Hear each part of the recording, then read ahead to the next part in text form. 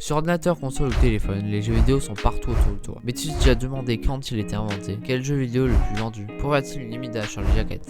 C'est ce que je te propose de découvrir. Depuis quand joue-t-on aux jeux vidéo? Depuis les années 1970 pour le grand public, notamment avec l'arrivée du jeu Pong en 1972 dans les salles d'arcade. Il s'agissait d'une simulation de ping-pong très basique mais efficace, avec deux barres en guise de raquettes et un carré figurant la balle. Le tout premier jeu vidéo est cependant né 20 ans plus tôt.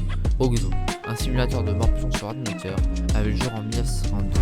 Il s'agissait d'un programme expérimental conçu par le scientifique britannique Alexander S. Douglas pour illustrer sa thèse universitaire. A cette époque, un ordinateur occupait une salle entière. Quels sont les titres les plus vendus? Le jeu le plus vendu du monde est le jeu créatif Minecraft, du studio Mojang, sorti en 2011. Il accumule aujourd'hui 238 millions d'exemplaires vendus dans le monde entier. À la deuxième place, et loin derrière Minecraft, se trouve le dernier opus de la série GTA, GTA V, développé par Rockstar Games et sorti en 2013. Il s'est vendu à 185 millions de copies, mais ses ventes devraient stagner, car Rockstar Games a annoncé la sortie de GTA 6 pour mars 2025.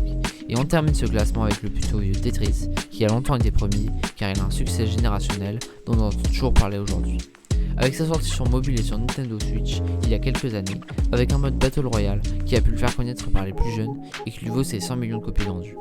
Je pourrais aussi citer Wii Sport et ses 82 millions, ou encore Mario Kart 8 Deluxe, qui sont tous les deux des jeux de Nintendo et aussi très populaires à plusieurs.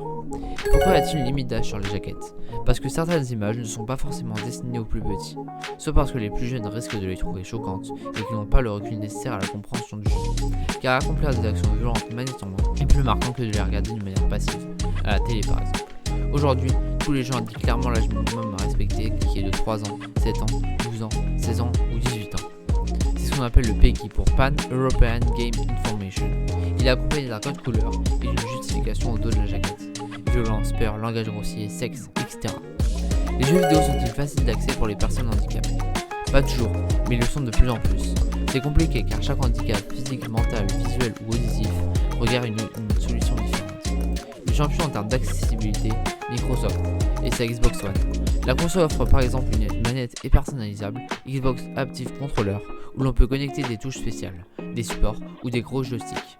Autre solution, le site antimaker.fr fabrique des manettes sur mesure, en fonction des besoins de chacun. Qu'est-ce qu'un jeu en réalité virtuelle? Il s'agit d'un jeu dans lequel tu es complètement immergé dans un monde virtuel qui n'existe pas dans la vraie vie. Pour parvenir à cette solution, tu dois être équipé d'un casque de réalité virtuelle comme l'Oculus Rift ou le PlayStation VR. Mais il en existe d'autres, comme le HTC Vive. Cet outil te permet de voir une image en relief grâce à deux écrans placés chacun devant l'un de tes yeux. En même temps, un capteur détecte les mouvements de ta tête. Ainsi, quand tu bouges ta tête, les images en relief suivent ton regard et tu as l'impression d'être dans un autre endroit.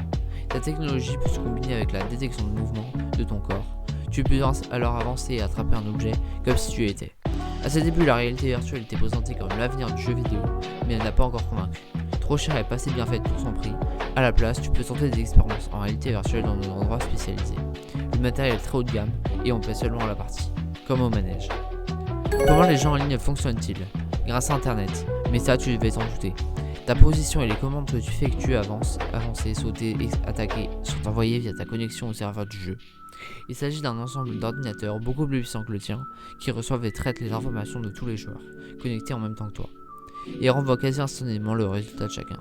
Ce résultat est ensuite décodé par ta console qui affiche les images à l'écran. Par exemple, si tu poses une peau de banane sur la route, l'information est transmise au serveur du jeu qui la renvoie aux autres participants. La banane s'affiche alors sur l'écran en même temps que le tien.